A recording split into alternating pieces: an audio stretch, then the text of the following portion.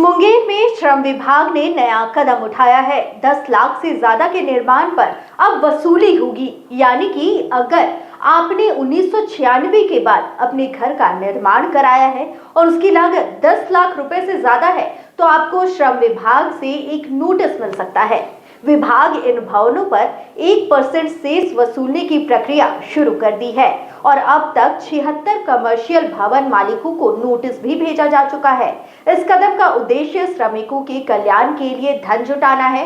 श्रम विभाग ने अपने पहले चरण में जिले के कमर्शियल भवनों को टारगेट किया है, जिसमें होटल, स्कूल, अस्पताल, शोरूम और मॉल संचालक शामिल हैं। अब तक 24 लाख रुपए की वसूली हो चुकी है। नोटिस पाने वालों में पूर्व मंत्री के पिता, चिकित्सक और शोरूम मालिक भी शामिल हैं। विभाग के अनुसार यह वसूली श्रमिकों के लिए कल्याणकारी योजनाओं में खर्च की जाएगी।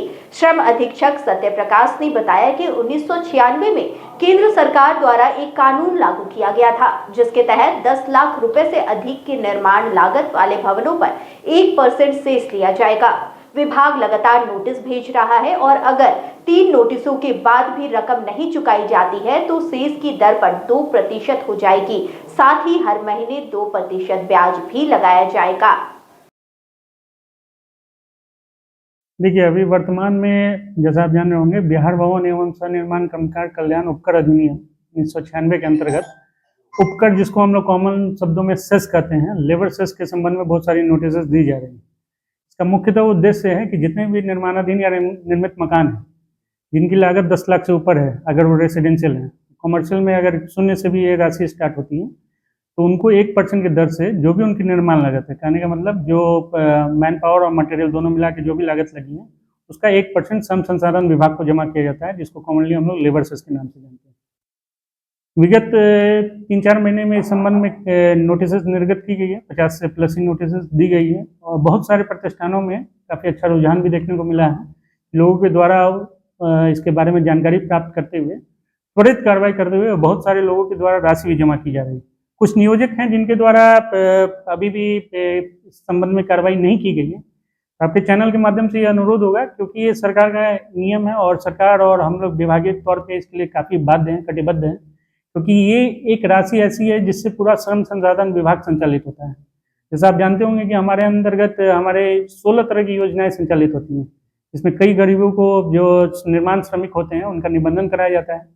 उसके पश्चात उन्हें विभाग द्वारा संचालित योजनाएं जैसे छात्रवृत्ति योजना है, फिर आप देखते होंगे नगद पुरस्कार, फिर बच्चों को पढ़ाने, ये साइकिल क्रय के लिए, औजार क्रय के लिए है, बेटी के विवाह के लिए पेंशन है, पारिवारिक पेंशन है और अन्य तरह की योजनाएं हैं। इनका संचालन इसी के माध्यम से होता है। तो ये राशि इस विभाग के लिए अत्यंत महत्वपूर्ण है। ज़्यादा से ज़्यादा लोगों को लाभ पहुंचाने के लिए सरकार द्वारा और विभागीय तौर पे ये अनुरोध रहेगा लोगों से कि इस राशि में सहयोग करें। आप स्वयं इसके लिए बहुत ही स्पष्ट गाइडलाइन दिया गया है। नोटिस में भी एनेक्स 2 लगाया जाता है, जिसमें आपको बस ये अंकित करना है कि आपका स्क्वायर फीट कितना एरिया क्या है। उसके अंदाजन हमारे द्वारा, सरकार के द्वारा घोषित की गई है कि किस दर से भुगतान करना है, तो भुगतान किया जा सकता है। तो यही परिपाटी है और मेरा चैनल से पुनः आपके अनुरोध होगा कि लोग तक ये न्यूज़ जाए, तो जब ये नोटिस निर्गत हो तो कृपया इस संबंध में अपनी जानकारी की पुष्टि करने के उपरांत इस राशि को यथाशीघ्र जमा करें, क्योंकि आप जान रहे होंगे कि इसके अंतर्गत दंड का भी प्रावधान है और ब्याज के साथ भी राशि को रिकवर किया जाता है। कितने दिनों के अंदर वो जमा करे, कितने नोटिस को वो नजरअंदाज ना करे और नहीं तो देखिए, नोटिस तो सरकारी पहला नोटिस भी रहे तो उसमें नजरअंदाज नहीं करना चाहिए, लेकिन हम लोग फिर भी 2 से 3 नोटिस का मोहलत देते हैं कि कहीं बाई चांस अगर मिस हुआ नोटिस, तो जब भी नोटिस मिले याद है कि नोटिस का इंतजार करना ही मतलब मेरे ख्याल से सरकारी राजस्व को रखने के बराबर है। तो अगर आपके ऊपर बाध्यता है तो क्यों ना इसे नोटिस दिए बिना ही लोगों अगर इसके बारे में जानकारी प्राप्त करते हुए जमा करें। मेरे लिए सरकार और कॉमन सिटीजन एक अच्छी सिटीजनरी का भी एक एग्जाम्पल सेट हो।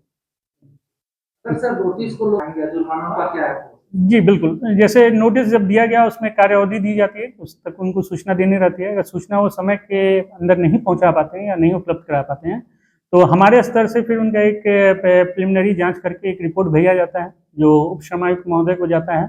उप श्रमायुक्त महोदय उसको असेसमेंट करते हुए फिर उस पर नियमानुकूल कार्रवाई करते हैं। अगर तब भी वो पेमेंट नहीं करते हैं तो रिकवरी की जो प्रक्रिया होती है वो उस पर संचालित करते हुए फिर सर्टिफिकेट केस दायर करने के बाद उस पर कार्रवाई की जाती है।